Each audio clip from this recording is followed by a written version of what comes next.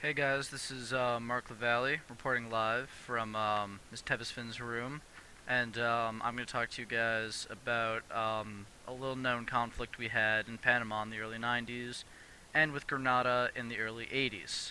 So first off, let's start off with Panama. Starting off with Panama, we're going to talk about the Panamanian leader we put in charge, Manuel Noriega. Now, Manuel Noriega was born in Panama City in 1934. He came to terms with his poverty quite young and vowed not only to gain personal wealth, but to help his country. Most of his country folk in the 40s and 50s really wanted to become communist as they saw it as a way to get away from the corrupt dictators that had ruled them before. Manuel Noriega served in the Panamanian army and afterwards kept struggling financially and eventually started drug smuggling as a way to sustain himself. He was running for office when the CIA caught wind of his drug smuggling activities.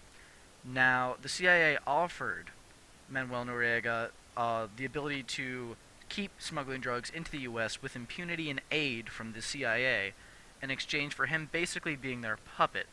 Now, what they expected him to do was that they expected him to fight communism in South America, backing the local Contra groups, who were fighting the communist Santandistas in neighboring Nicaragua.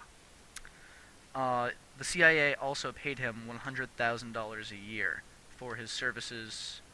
Another thing that he was supposed to do was keep his country in some state of poverty as to not prompt the U.S. to have to give back the land surrounding the Panama Canal, which we had retained since 1913. Next is, of course, our interests in the region. Why were we there? Why did we care? The destruction of communism in South America was one of the largest reasons. But most prudently, we wanted the canal. In 1913, we bought the canal plans and land from a French firm who promised, and we promised to return it to a stable Panamanian government if one ever took power. We did not deliver on this because Operation Just Cause was basically our scapegoat and using Manuel Noriega's drug smuggling as a way to not give back the land that we had said that we would. We also wanted Panama to remain under our, I guess, umbrella for trade purposes. They were just another nation for us to impose our will upon and for us to market our goods to. And also, of course, get plentiful natural resources back from, such as rubber and gum trees.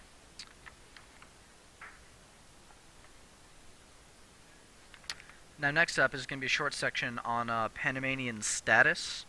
Now, at this time in history, which would be late 70s, Panama was still in a great state of poverty, with Manuel Noriega being the pseudo-leader behind a puppet of his own, which he had elected in the late 70s.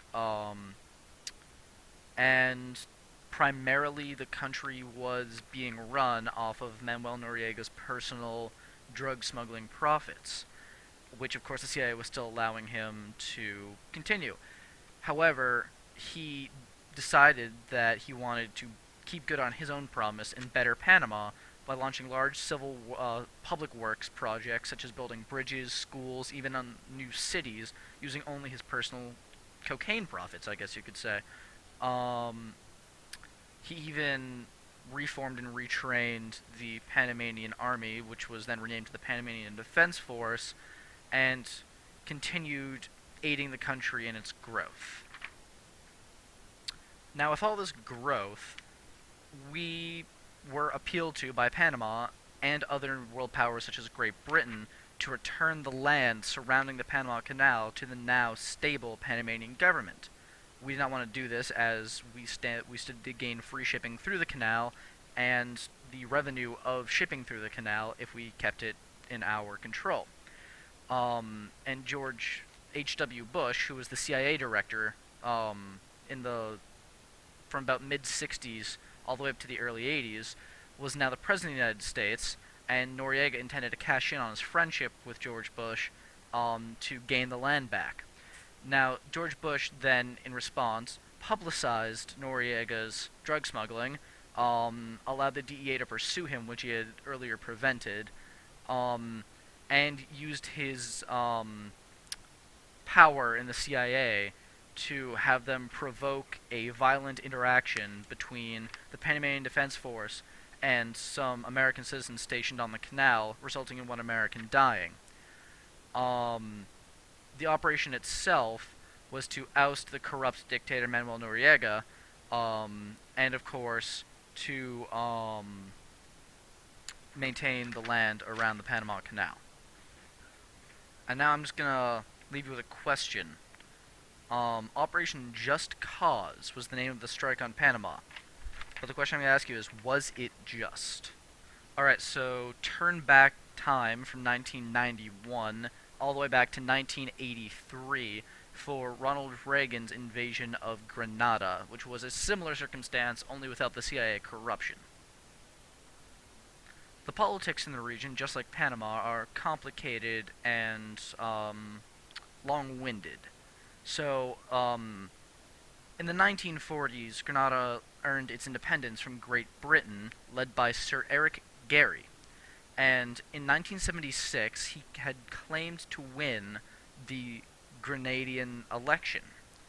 But his communist opposition, led by Maurice Bishop, begged to differ.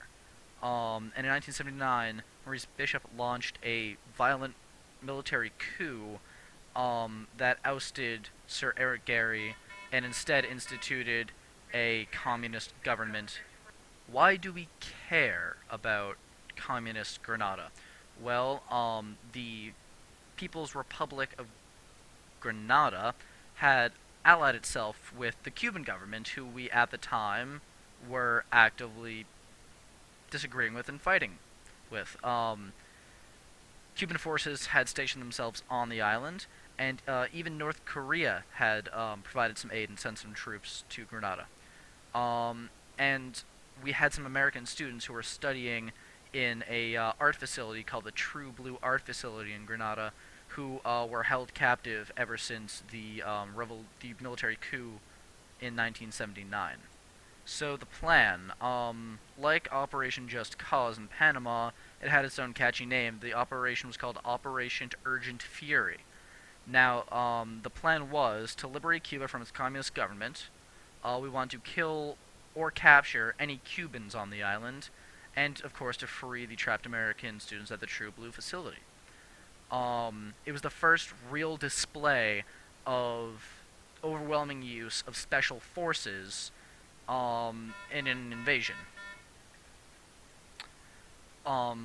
So yeah, it was one of the first invasions that we used primarily special operations forces on, and they were under a larger umbrella section of the government called SOCOM, or Special Operations Command, which was a joint task force of United States Marines Recon, United States Navy SEALs, the Army Rangers, and the Army Delta Force.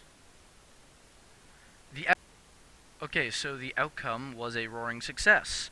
We ousted the People's Republic of Grenada, and successfully rescued American hostages that were trapped at the True Blue facility. We only lost 19 soldiers, and 166 more were wounded, while opposing forces lost in total 70 killed, with many, many, many more wounded. We also captured 336 Cubans. So, what is the difference between these two operations?